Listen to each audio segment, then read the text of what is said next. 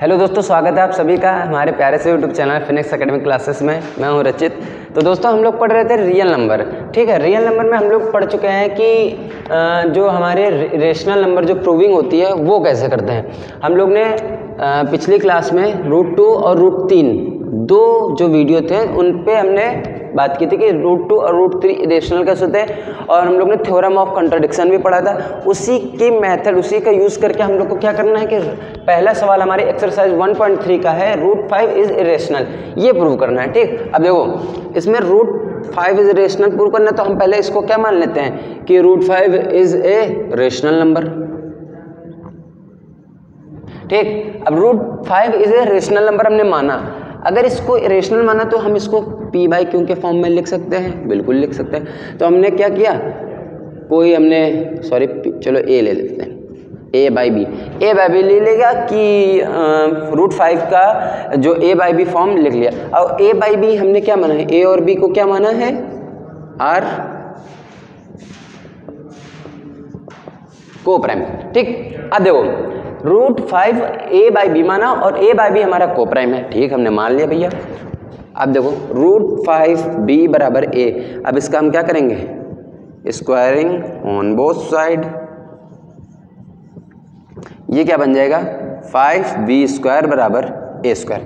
देखो यहाँ पे मतलब क्या निकला, a² के लिए 5 क्या है, मल्टीपल है। इसका मतलब क्या हुआ, a² का एक फैक्टर क्या निकला है, 5 निकला है हमारा। a² का जब 5 फैक्टर है तो हमारा जो यहाँ पे लिख सकते हैं कि बाय द थ्योरम ऑफ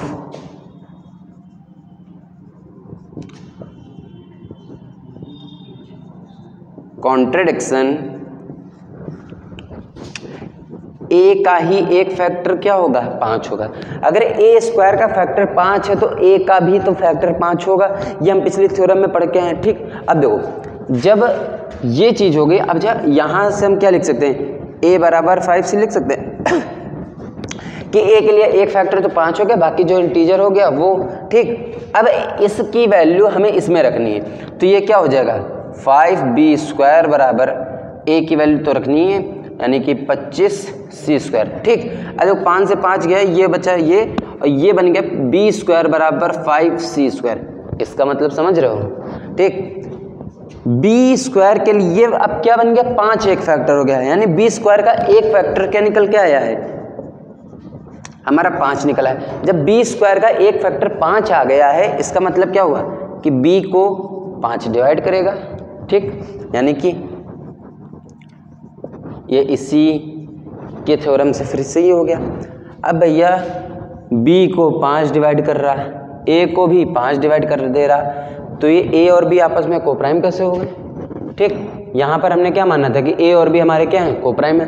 तो हम लिख सकते हैं कि जो हमारा एजम्पशन था, hence our assumption that √5 is a rational number is क्या है, रॉन्ग है। √5 क्या है हमारा, एक रेशनल वैल्यू है। ठीक, मतलब कि आपको बताया था कि ये जो क्वेश्चंस आते हैं, जितने भी आते हैं रूट की वैल्यू लेके या इरेशनल प्रूव करने के लिए, ठीक, इनमें मेन चीज़ हमें फोकस करना होता है कि हमें पहले रेशनल मानना होता है। ठीक, रेशनल को हमें गलत साबित करना होता है, बस, और कुछ इसमें लॉजिक नहीं लगाना होता है। ठीक, अब अगला सवाल देखते हैं क्या दिया गया है। हाँ तो दोस्तों देखो, दूसरा क्वेश्चन क्या दिया गया है, 3 + √5 को हमें क्या करना है, इरेशनल दिखाना है।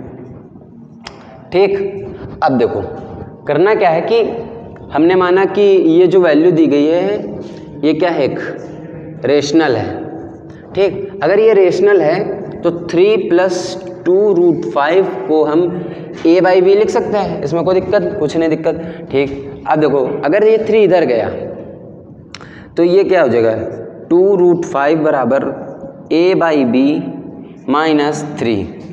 ये 2 को भी इधर भेज दो, तो √5 = ये दोनों के बट्टे में आएगा, ये बात याद रखना, अपॉन 2b, और इधर क्या जाएगा, माइनस का 3/2। कोई दिक्कत नहीं ना। अब देखो ये जो वैल्यू है हमने माना था कि भैया ये जो मानी है ये रेशनल होगी, ठीक। लेकिन इससे पहले हम क्या सवाल करके आए, जो हमारा रूट 5 है ये क्या है, इरेशनल। यहाँ पे लिख सकते हैं as we know root 5 is irrational. ठीक। अब देखो रूट 5 हम लोग इससे जस्ट पहले अलग किया कि रूट 5 एक रेशनल है, जब ये बात हमें पता है कि रूट 5 हमारा इरेशनल नंबर है और इसको हम रेशनल करें तो ये पॉसिबल है नहीं, यानी कि जो हम रेशनल इसको मान रहे हैं ये क्या है, गलत है। तो बस लिख दीजिए कि by the theorem of contradiction it is wrong that our assumption that कि 3 + 2 √5 is rational is wrong। तो इसका क्या मतलब होगा, जब हमारा रेशनल ही गलत हो गया, अगर वो रेशनल है तो दूसरा बच्चा क्या, इरेशनल। तो यहाँ पे 3 + 2 √5 ये कैसी वैल्यू हो गई, इज ए इरेशनल। अच्छा ये चीज़ आप कब कर सकते हो, पेपर में ये नहीं कर सकते हो। बात क्या फंसेगी, जैसे आप मान लीजिए कोई सवाल कर रहे हैं या स्कूल के पेपर हैं उसमें तो कर लिया कि हमने दिखाया 3 + 2 √5 और इज इरेशनल, हमने दिखा दिया कि भैया हाँ अभी √5 था, इसको हमने प्रूव ही किया था कि कैसे ये वो हो गया इरेशनल, तो हमने लिख दिया एज वी नो √5 इज। लेकिन बात आएगी अगर बोल्ड में आया तब, तो बोल्ड के लिए भैया जिस तरीके से √5 को हमने पिछली बार इरेशनल प्रूव किया, यहाँ से आपको क्या करना होगा, बस √5 को हमें दिखाना है कि ये इरेशनल है। ठीक, बस इतनी सी चीज़ दिखानी है आपको, बस सेम टू सेम उसी तरह करते चले जाना है। यहाँ पर अभी मल्टीपल उसका बन जाएगा और उस दोबारा जब बी का बारी आएगी उसके लिए भी मल्टीपल ये बन जाएगा। फिर आप लिख देंगे बाय द थ्योरम कॉन्ट्रडिक्शन कि जो √5 हमारा वो इरेशनल है। तो इसमें आप और ज़्यादा कुछ नहीं करना होता, और बहुत ज़्यादा अगर आपका बोर्ड का पेपर मतलब बहुत कठिन है, ये हमेशा याद रखिए कि ये क्वेश्चंस कभी भी लॉन्ग में नहीं आते हैं, एकदम शॉर्ट में आते हैं या कभी कभी 2 नंबर में। वो भी पूछेगा कि √2 √3 √5, इसके अलावा और नई जगह आते हैं। ठीक, तो इन सब चीज़ों को मतलब पढ़िए तो ध्यान से पढ़िए, क्योंकि ये सब चीज़ें थोड़ा थ्योरेटिकल टाइप में हैं, और अगर आप ये कहीं भूल गए तब तो थोड़ा दिक्कत ही है। ठीक, तो अगला एक सवाल और देख लेते हैं। फिर देख रहे थे हम लोग 1/√2 को इरेशनल प्रूव करना। ठीक है, एक नॉर्मल सी चीज़ है कि 1/√2 को इरेशनल प्रूव करने के लिए हम लोग इसको पहले क्या मानते हैं, रेशनल मानते हैं। तो late 1/√2 is rational number.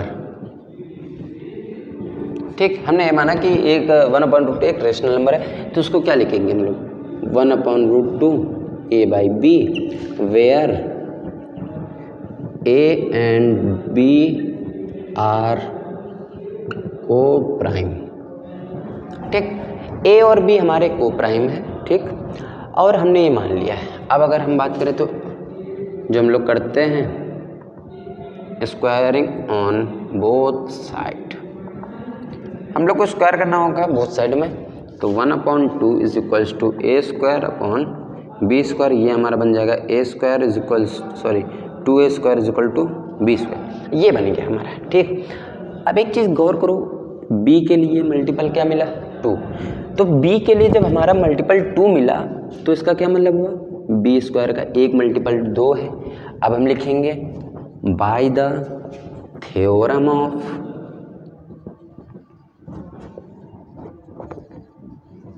The theorem of contradiction. ठीक, by the theorem of contradiction, अगर b² का एक फैक्टर 2 है तो b का भी तो फैक्टर 2 होगा ना। ठीक, इतनी बात होगी।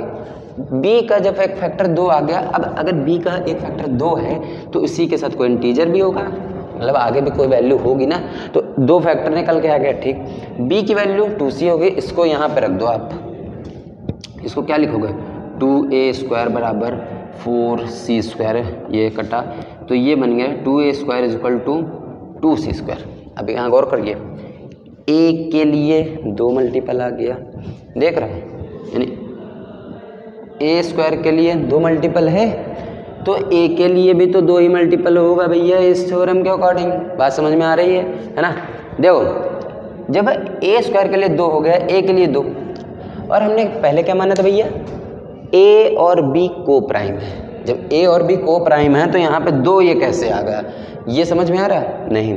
समझिए, यहाँ पर हमने माना ए और बी को प्राइम है, यहाँ पर ए के एक फैक्टर 2 है, बी का भी एक फैक्टर 2 है। जब 2 और 2 फैक्टर हैं उसके तो को प्राइम कैसे हो गए? HCF बन नहीं जाएगा 2। बात समझ रहे हो? तो इसका क्या मतलब निकल रहा है कि जो हमने ये माना है, ये वाली वैल्यू कि √2 इज़ अ रेशनल नंबर, ये क्या है? गलत है। तो हम यहाँ पे लिख देंगे देयरफॉर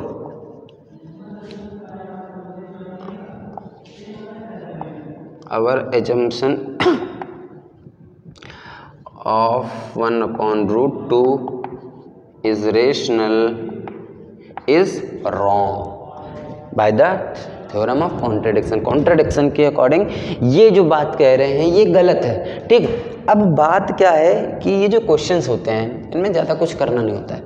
ये क्वेश्चंस ज़्यादातर थ्योरी पर ही बेस्ड है, इसमें मैथ की चीज़ें कम ही हैं कि आप थ्योरेटिकल जो थ्योरम एक दी गई है उसी का यूज़ करते हुए चलते जा रहे हैं, गाड़ी चला रहे हैं अपनी। एक चीज़ याद रखो, कभी भी अगर आपसे इरेशनल कह दे कि भैया इरेशनल है इसको शो करो, तो आपको क्या करना है? रेशनल कहो भैया, है आप करो ना कि अगर इरेशनल, हम कह रहे हैं इरेशनल है, ठीक, आपके हिसाब से रेशनल है। हम रेशनल को अगर गलत कर दें, अगर रेशनल को ही हम गलत कर देंगे तो वो क्या हो जाएगा? इरेशनल।